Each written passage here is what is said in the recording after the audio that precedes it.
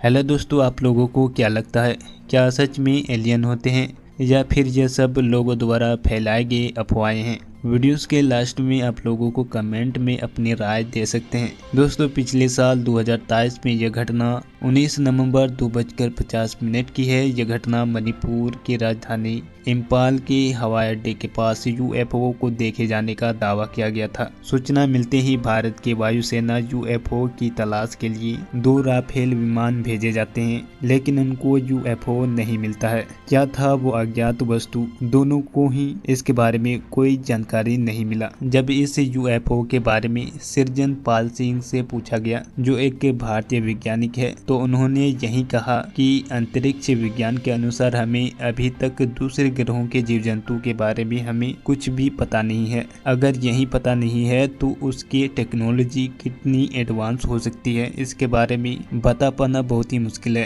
अंतरिक्ष विज्ञान की दृष्टि से अगर हम देखें तो हमें ये नहीं पता, आज तक हमारा कोई ऐसा संपर्क नहीं हुआ है किसी और ग्रह पर रहने वाले किसी भी जीव जंतु से।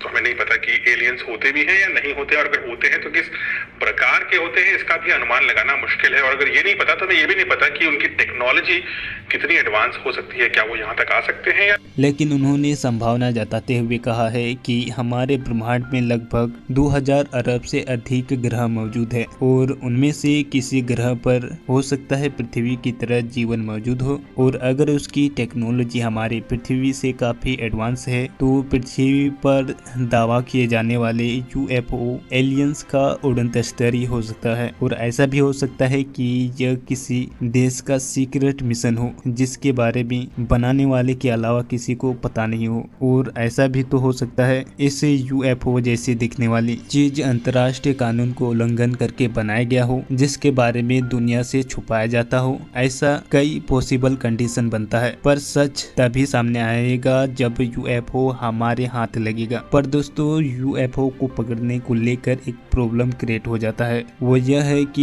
यह जो उड़न तस्तरी है यह बहुत ही सुपरसोनिक स्पीड से उड़ता है और यह बहुत ही एडवांस तरीके से कंट्रोल होता है। ऐसे में पकड़ पाना बहुत ही मुश्किल है। दोस्तों, आप लोग खुद ही सोचिए, अलग अलग देशों में अनजान सी उड़ने वाली वस्तु देखे जाने का दावा किया जाता है, पर इसके बारे में किसी को कुछ पता नहीं। ये हो क्या रहा है दुनिया में, ये तो कुछ इस तरीके का कंडीशन बन गया। ये क्या हो रहा है आपके होटल में? बताइए किसने किया ये? मुझे कुछ भी नहीं पता इस बारे में। कैसे पता नहीं आपको?